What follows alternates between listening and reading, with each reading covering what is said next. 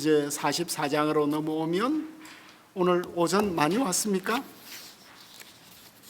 44장으로 넘어오면 이제 하나님께서 이제 만들어진 신 이야기네요. 그 44장 2절이네요. 2절. 너를 만들고, 그러니까 나의 종은 이스라엘 백성이에요, 그죠? 지금 특별한 하나님의 종 아니고 이스라엘 종, 같은 칭호를 사용해 주는 거죠. 너를 만들고 너를 모태에서부터 지어낸 너를 도와줄 여호와가 이같이 말하노라. 나의 종 야곱, 내가 택한 여수루나. 여수루는 어때요? 이름이 야곱이요 여수룬이야. 우리는 야곱이면서 여수룬이야. 야곱은 무슨 뜻이에요? 형님 발목 잡는 놈. 늘 앞서가는 사람 발목 잡는 놈. 그 사기꾼의 사기꾼. 그런데 여수룬은 뭐예요? 정직한 자예요. 야샤르에서 나왔으니까. 여수룬 이름도 예쁘죠? 또 시적이죠? 야곱이 변해야 할 이상적 인물의 모습이에요. 그러니까 우리는 지킬과 하이드처럼 우리는 다 이중인격자들이잖아요. 양면성을 다 갖고 있잖아요. 우리 한쪽에는 야곱이 있고 한쪽에는 또 되어가야 할 여수룬이 있고. 야곱의 여정은, 믿음의 여정은 야곱에서 여수룬으로 변해가는 거죠. 이런 우리에게 두려워 말라. 그러면서 3절의 풍경이 또 갑자기 변해요. 메마르가 삭막하고 모든 것이 죽은 것 같고 적막하고 황량한 광야에 단비가 내리고 와디에 시냇물이 넘쳐 흘러요. 이 풍경의 변화는, 이스라엘의 봄의 풍경 변화는 너무나 신비롭고 기적적이에요. 죽었던 모든 식물과 짐승들이 살아나요. 갑자기 광야가 초원이 되고 목장이 되어요. 단지 새로운 출애굽이 아니에요. 새 창조예요. 병들고 깨어지고 부수어지고 막혔던 모든 것들이 치유받아 싸매어지고 소통이 되는. 왜냐하면 주님께서 자신의 영을 그들에게 부어주셨으며 그들의 후손에게 부어주셨어요. 야짜크라고 하는 특별한 단어를 쓰죠. 마치 태고의 혼돈과 공허의 세상에 주님의 영이 운행하는 모습이고, 첫사람 아담에게 하나님이 호흡을 불러 넣어서 산 사람이 되는 모습이고, 근데 여기에서는 주님이 성령을 그들에게 부어줄 뿐만 아니라 후손들에게 자신의 복을, 브라카를 주시네요. 브라카는 생명의 능력이에요. 여기 후손은 제라죠. 씨예요. 씨의 복을, 그러니까 모든 복은 씨에 담겨 있는 거죠. 그 씨에도 복을 주시는, 그 후손들이 막 넘쳐 번식력과 생산 퍼틸러티가 생식력으로 왕성하게 번성하는 이런 모습이에요. 그래서 새 나라의 모습이 4절에 풀 가운데 솟아나기를 시냇가의 버들 같게 할 것이라. 팔레스타인의 봄이 되어 봄비가 내리면 말랐던 광야가 순식간에 초원이 되는데, 푸른 풀들이 핫지르가, 푸른 풀들이 새싹처럼 솟아난다. 째마흐죠. 째마흐에서 새순이 나오게 되는 거. 메시아의 타이틀이 째마흐. 그러니까 이제 막 인구가 번성하는데 막 새순들이 솟아나는 모습이에요. 그리고 앞절에서는 노슬림, 시냇물이 졸졸, 나잘, 잘잘잘잘 했는데, 이제는 풀들이 무성하게 자라고 생명의 계절이 돌아왔고 동산이 회복되는 모습. 그러다가 5절에 갑자기 긴 절이 나왔어요. 너무 그동안 멋졌는데, 그러다가 또 갑자기 이제 이런 자연의 아름다움, 성령이 임해서 우리의 마음에 참 시냇물이 졸졸 흐르고 내 속에 죽었던 모든 것들이 이제 꽃이 피는 이런 그 영적 삶을, 또 공동체적 삶을 이야기를 하다가 갑자기 한 사람이 이러기를 나는 여호와께 속하였다 할 것이요, 또 한 사람은 야곱의 이름으로 자기를 부를 것이며 또 다른 사람은 자기가 여호와께 속하였음을 그의 손으로 기록하고 이스라엘의 이름으로 존귀히 여김을 받으리라. 이게 도대체 무슨 말일까요? 너무 까다롭죠. 라 아도나이 아니, 주님께 속했다. 레 belonging to, 이건 늘 소유권을 표시할 때 라 멜렉 하면은 왕에게, 그러니까 옛날 그 이스라엘에서는 세금을 바칠 때 그 세금 항아리에다가 이제 올리브도 넣고 또 꿀도 넣고 온갖 소산들을 만들어 가지고 왕실로 보낼 때 그 항아리에 라멜렉, 왕에게, 이건 아무도 손을 대면 큰일 나는 거예요. 그죠? belonging to the Lord, 마치 인장처럼 소유권을 표시하는 거예요. belonging to the king. 그래서 우리는 바빌론 왕에게 속하지 않았고 주님께 속했다. 주님의 소유권을 손에 새겼다는 게, 문신처럼 손에 새겼으니까 항구적으로 지울 수가 없는 거죠. 야곱의 이름으로 자기를 부를 것이다. 이크라페 쉔 야곱이 어려운 구예요.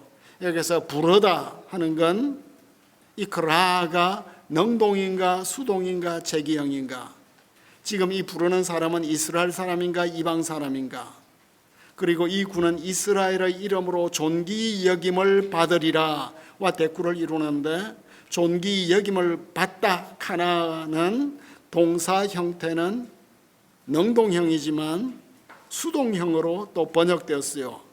예쿠네 푸알로 존귀 여김을 받다로 번역을 했네요. 그러니까 보면 바빌론 시대가 되면 이름까지 다 개명을 해야 되죠. 바빌론 이름으로 일제시대 때 창시 개명을 한 것처럼 이제는 이스라엘 이름으로 바꾸는, 그래서 이스라엘 백성이 자신의 말과 이름을 사용하는 것을 기뻐하는 모습, 그래서 더 넓은 맥락으로 보면 이방인들이 개종하는 것으로 볼 수 있겠습니다. 그래서 주님의 백성으로 입양되어서 이스라엘의 이름으로 불리는 예칸네, 그래서 TNK를 보니까 Adopt the name of Israel, New 제루살렘 바이블은 이스라엘의 이름을 어답트하다 하는 것으로 번역을 했습니다. 그죠? 초대 교회는 그 시작부터 이 구를 이방인의 개종으로 해석해 왔고, 정경적 관점에서 보면 앞에 나온 물과 성령과 이곳의 새 이름은 신약 신자들에게 세례식 이미지를 물로 또 성령으로 그리고 새 이름을 주는 것은 세례식 이미지를 연상시킨다고. 이건 이제 계시록에 있어서는 표를 받는 것으로, 그의 손에 기록하는 것으로 설명이 되고 있습니다. 44장 6절 말씀이에요. 그죠? 6절 말씀. 자주 반복되는 말씀이에요. 이스라엘의 왕인 여호와, 이스라엘의 구원자인 만군의 여호와가 이같이 말하노라. 나는 처음이요 나는 마지막이라. 나 외에 다른 신이 없느니라. 이 본문에서 우리는 무슨 설교를 할 수 있을까요? 자주 나오는 말씀인데, 본문을 보면 주님이 이제 자신의 정인으로 세운 이스라엘에게 자신이 믿을 수 있는 하나님이라는 것을 증거하시죠. 우리 하나님은 어떤 하나님이에요? 나는 왕이다, 멜렉, 구속자다, 고엘, 만군의 주님 아도나이 ጼ바오트이다. 그리고 온 세상과 열국과의 관계에 있어서는 나는 리숀, 처음이요, 아하론, 마지막이다. 나 외에 다른 신들이 없다. 나는 유일한 하나님이다라고 이제 하나님께서 친히 선언을 하셨어요. 여기까지는 좋죠. 그럼 우리가 이 본문을 가지고 한 주 설교를 한다면 이 본문에서 무슨 설교를 할 수 있을까요? 우리 교회 전통을 보니까 이 본문을 가지고 삼위일체를 설교한 거예요. 우리가 설교에서 삼위일체를 언제 한번 한 적이 있나요? 예전 설교를 하게 되면, 교회력에 따라서 설교를 하면 1년 중에 한 번은 삼위일체 주일이 있어요. 그러니까 교회력을 따라서 설교를 하게 되면 꼭 삼위일체를 한번 설교를 해야 되고 11조에 대해서 한번 설교를 해야 되고, 그러니까 교회 프로그램이니까 그래요. 지금 현재 북미나 영국이나 이런 곳들은 다 교회력에 따른 설교를 기본적으로 해요. 그러니까 교회력에 따른 설교를 하게 되면 크리스천으로서 기본적으로 믿고 실천해야 될 것들을 쫙 이렇게 따라가는 거예요. 우리는 너무 강해 설교 중심이 되어가지고 본문 설교를 하다 보니까 이 전체적인 크리스천 라이프를 이렇게 설명을 못하는 것 같아요. 어쨌든 교회에서는 이 본문 하나를 가지고 삼위일체 설교를 했네요. 그래서 이제 터툴리안이 이 본문을 가지고 어떤 설교를 했을까요? 오직 한 하나님 아버지가 있다. 이게 멋진 말 같아요. 고린도전서 8장 6절이네요. 고린도전서 8장 6절은 뭐라고 말하죠? 고린도전서 8장 6절을 한번 봅시다. 고린도전서 8장 6절. 그러나 우리에게는 한 하나님 곧 아버지가 계시니 만물이 그에게서 났고 우리도 그를 위하여 있고 또한 한 주 예수 그리스도께서 계시니 만물이 그로 말미암고 우리도 그로 말미암았느니라. 차영배 교수님이 삼위일체 설교를 삼위일체를 가르치실 때 그 차 교수님 삼위일체는 참 독특하죠. 그리고 사람들이 삼위일체가 뭔지를 이해를 못해요. 근데 차 교수님의 삼위일체론에 있어서 핵심적인 게 뭐냐 하면 우리에게 한 하나님 아버지가 있다는 거예요. 고린도전서 8장 6절에 우리에게는 한 하나님 곧 아버지가 있다. 그러니까 하나님이 한 분이시다 할 때는 그건 아버지를 가리킨다는 거예요. 한 하나님은 타이틀 자체가 아버지 하나님을, 그러니까 아버지가 대표로서 한 하나님이라는 거예요. 그것 때문에 성자와 성령이 배제되는 게 아니에요. 한 하나님, 유일하신 하나님은 아버지에 대한 대표적 고백이라는 거예요. 차 교수님 말씀이 바로 터툴리안이 한 바로 이 말씀이네요. 차 교수님이 이것을 가지고 설명을 한 적이 없어요. 한 하나님 아버지 이렇게 소리만 질러 놓으니까 오늘 딱 보니까 터툴리안이 이 말을 했고 바울이 이 말을 했네요. 그 외에는 아무도 없어요. 그러나 이것을 말씀하시는 분은 아들이 있음을 부정하지 않는다. 오히려 다른 신이 있음을 부정한다. 아들은 아버지에 더하여 다른 신이 아니다. 여기의 말씀은 우상 만드는 자들과 숭배자들에 대한 것이다. 신성의 하나됨을 선포하기 위하여. 신성은 하나예요. 수많은 거짓 신들을 몰아내는데 요점이 있습니다. 유일하신 하나님은 아들이었습니다. 그죠? 유일하신 하나님은 아들이에요. 아들은 아버지로부터 나눌 수 없고 분리할 수 없기 때문에 그의 이름은 언급되지 않아도 아버지 안에 있는 하나님 안에 아들이 이미 있다는 거예요. 하나님은 나눌 수 없기 때문에 만약 그가 이름으로 불렸다면 그는 아들을 다른 존재로 구분을 했을 거예요. 마치 나의 아들 외에는 다른 자가 없다라고 말했을 거라는 거예요. 그렇다면 아들을 다른 신으로 만들었을 거예요. 해가 태양이 나는 해요 나 외에는 햇빛 외에 다른 자가 없다라고 말한다면 이것은 사족이 되지 않겠냐 이거죠. 햇빛 안에 이미 햇빛은 태양 안에 포함되어 있지 않는가. 초대교회는 삼위일체 논쟁이 제일 큰 논쟁 가운데 하나였으니까 이 본문을 가지고 터툴리안이 삼위일체에서 하나님과 아버지와 아들과 성령은 한 하나님이다. 본성에 있어서는 한 하나님이다. 나눌 수 없다. 분리할 수 없다. 그리고 가이사라의 바질이 있는데 가이사라는 헤롯이 가이사라에서 로마로 가는 거대한 항구를 만들었잖아요.